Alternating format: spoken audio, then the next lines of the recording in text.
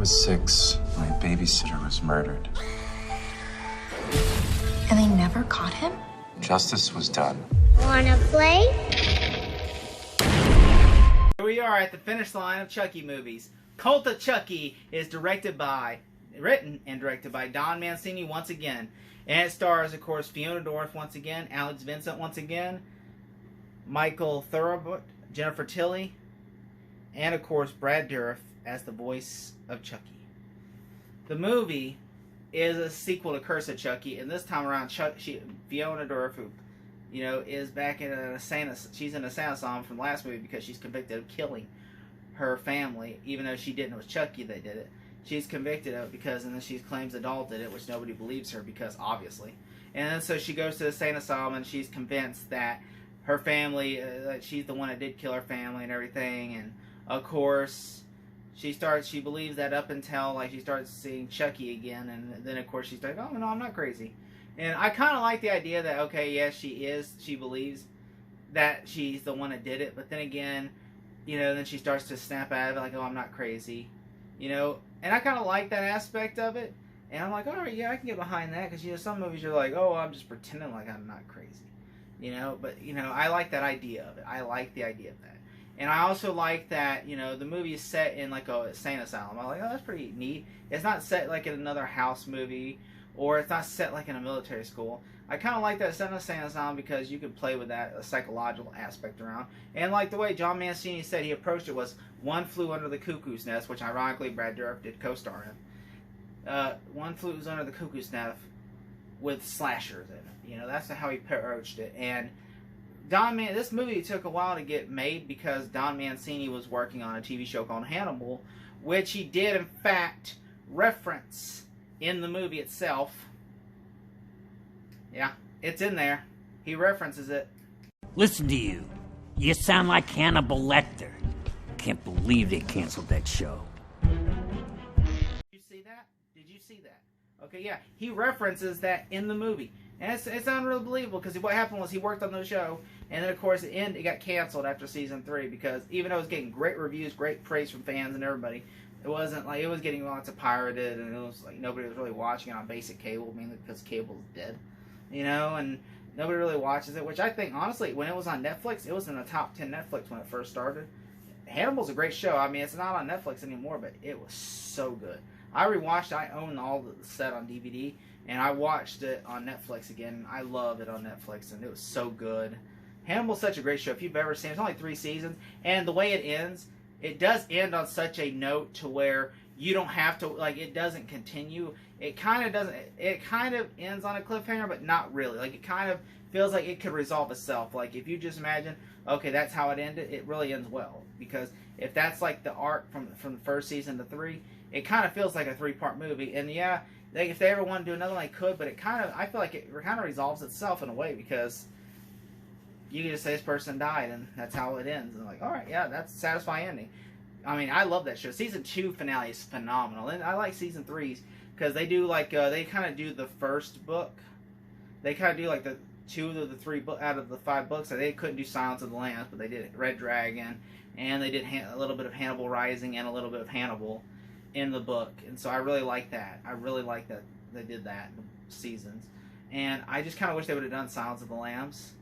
But, they said that they couldn't get the rights set because they own all the Hannibal books but Silence of the Lambs, and so they never could. And MGM's like, we don't want to give the rights up.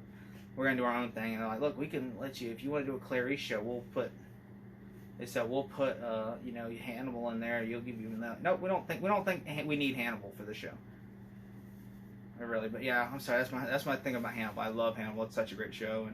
And yeah, it ended, and then of course Mancini kind of brought that aspect over to his show, over to this, because there is some kills in this show that are kind of Hannibal ref. For instance, there is a scene with glass that it's almost like glass is falling. That is a Hannibal reference also in a way, because that scene reminiscences of Hannibal, because Mancini was really inspired because he was one of the writers on Hannibal, and so that kind of resonated. And he brought that kind of this one's more of an art house kill movie. And that's why I kind of like it. At first when I saw it, I didn't really like the movie because I was like, this isn't really Chucky. This is just, weird. There is some stupid stuff in the movie. Like, there is a scene where like 3 or 4 Chuckies are talking, and it's just so stupid. I mean, it's kind of funny. It made me laugh, but I mean, it's so stupid. I know it's stupid. And, you know, and it kind of ends on the movie kind of ends on a cliffhanger ending, which the TV show picks up with. And so, like, I will say, and also, like, you know, the guy who's the co-showrunner with Don Mancini is Nick Acosta, who was one of the writers on Hannibal's as well. Just saying. Yeah, there's a lot of since from Cult to Chucky to the new Chucky show, it's got a lot of Hannibal nods in that. I'm just saying, you know. And so of course, yeah, the movie itself, I will say, like, I love Alex Vincent. I kind of wish he was in the movie more. Jennifer Tilly's only in like 2 scenes, but I mean, I'm always welcome to have Jennifer Tilly in the movie. The movie's not terrible. I mean, there is some fun moments. Like, the beginning of the movie is really good. I really enjoy all of Alex Vincent's scenes. I thought Alex Vincent is one of the best characters. I kind of wish they would just do a whole movie with him, because he was a better character. Like, to me, if they would have just said, we're gonna focus more on Alex Vincent, less on Fiona Dorff, I would have been like fine with that. I think that movie would have loved the movie even more. Not saying that she's terrible or nothing in the movie. I'm just saying the Santa Song story is fine, but Andy's story is much better because he has a big past with Chucky compared to her character, who doesn't only has been okay. I was in the last movie, and I just feel like they should do more of that with Alex Vincent, because he has more of a back history, and also, which I know in the TV show they're gonna explore. They're gonna do more with Andy and Chucky in the TV show, so I'm looking forward to that. And I love that there is one Chucky with a bad haircut, and they're arguing like, "Oh shit, you look messed up." Like, I just thought that was so great. And there is a lot of fun moments in the movie, and there also is one where, you know, there is a guy who was a character in the last Chucky movie. His name is Multiple Malcolm, but he played a cop in the last movie. And what it is that Don Mancini likes to bring in the same actors to play different roles, and so that's why Jennifer Tilly plays Jennifer Tilly, and it plays Tiffany. Like, you know, she's playing 2 roles essentially, and they're 2 different characters, you know, which is weird. But yeah, and so of course, you know, that's kind of his thing. He likes to play like, and also I heard in the new Chucky show, the guy who was the rapey therapist in the movie is also like someone's dad on that show. So I'm like, he's playing 2 different characters. But I'm like, that's Don Mancini. I wouldn't be surprised if more characters from the past Chucky movie show up and play in different roles. But I will say the movie is fun. I enjoy it. You know, there is some, like, it's kind of, it's not for everyone. Like, it's an art house Chucky movie. If you're wanting just regular slasher Chucky, I would recommend watching Curse of Chucky or the Child's Play movies. If you're wanting funny Chucky, then I recommend Bride and Seed. If you're wanting like an art house take on it, I would recommend this movie. But if I had to give it a grade, I would give it a solid B+. Are you afraid of the truth? Terrified. You should be too. Night night. And they call me sick? Wait a minute, there's 2 of them? He'll kill us all!